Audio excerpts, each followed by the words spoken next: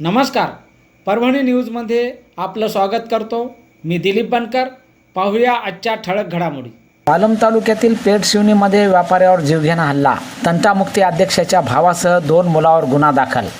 परभणी जिल्ह्यातील पालम तालुक्यातील पेठ शिवणी येथील व्यापाऱ्यावर किरकोळ कारणावरून झालेल्या वादाचे रूपांतर हाणामारीत झाले. फिर्यादीनुसार दुकानासमोरील कचरा टाकण्याच्या कारणावरून हा वाद निर्माण झाला आणि त्यानंतर लाकडी फळी व हाताने मारहाण करण्यात आली.